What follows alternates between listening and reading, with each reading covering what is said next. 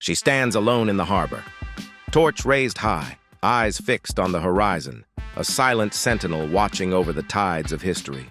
But this monument, known today as a universal symbol of freedom, was once a political gamble, a logistical nightmare, and almost never built at all.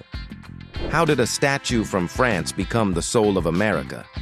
And what forgotten battles were fought, not on the battlefield, but in boardrooms, shipyards, and newspapers, to bring her to life?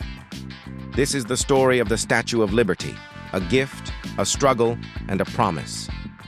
Welcome to Legacy Unearthed, where the greatest legends come to life. Chapter 1. A Dream Between Nations. The idea was born not in New York, but in Paris. In the wake of the American Civil War, French intellectual Édouard René de La Boulaye dreamed of honoring the shared values between France and the United States: liberty, democracy, resistance to tyranny. His vision? A colossal statue, gifted to the United States for its centennial, a woman bearing a torch, lighting the path to freedom. But vision alone would not raise steel. Enter Frédéric Auguste Bartholdi, a sculptor with grand ambition and a love for monuments that reached the heavens. He imagined a robed figure, larger than any the modern world had seen. She would be called Liberty Enlightening the World. But before she could inspire, she had to be built.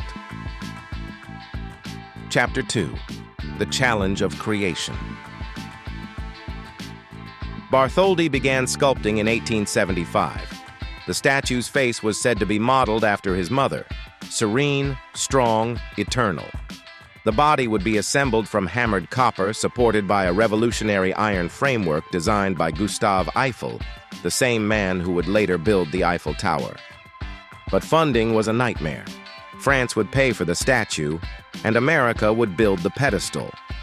But few in either country were eager to finance a statue that didn't serve a direct purpose. In France, Bartholdi hosted exhibitions, sold tickets, and even created souvenirs to fund the work. In America, Joseph Pulitzer, yes, the newspaper tycoon, launched a campaign in his paper, The New York World, calling on ordinary citizens to donate pennies, nickels, whatever they could spare. And slowly, the funds came in, not from the elite, but from immigrants, workers, children, the very people the statue would one day welcome. Chapter 3. Assembly on Liberty Island.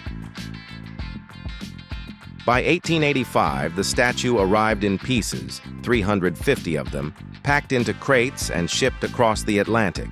But her pedestal wasn't ready. While the foundation was laid on Bedloe's Island, now Liberty Island, workers prepared to reconstruct the statue piece by piece. It took months of careful assembly. Copper sheets were riveted to iron ribs, forming the towering figure. When she was finally complete in October 1886, she stood 305 feet tall, including the pedestal, the tallest structure in New York at the time.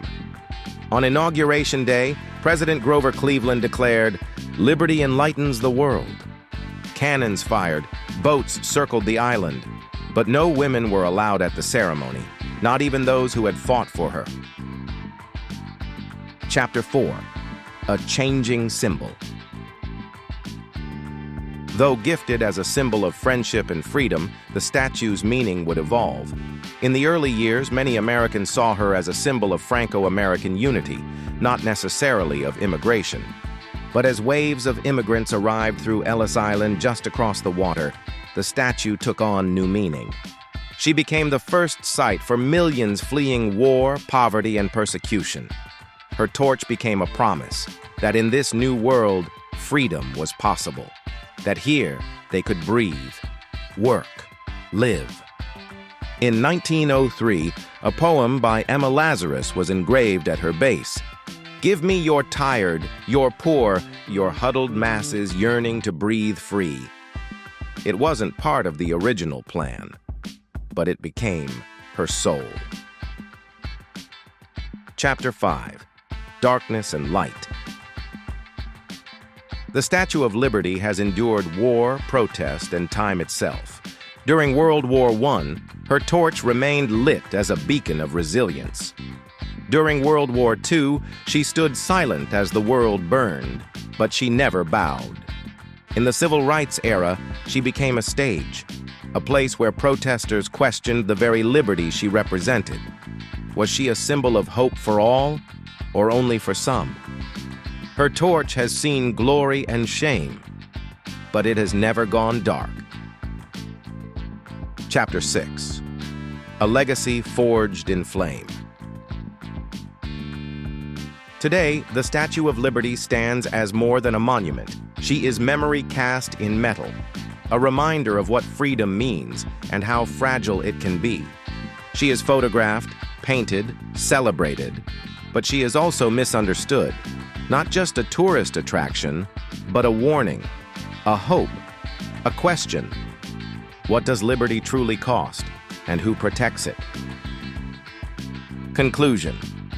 The woman who welcomes the world. From a French dream to an American promise, the Statue of Liberty has become one of the most recognized figures on Earth. She doesn't speak, she doesn't move, and yet, she continues to welcome, to remind, to endure. This is Legacy Unearthed,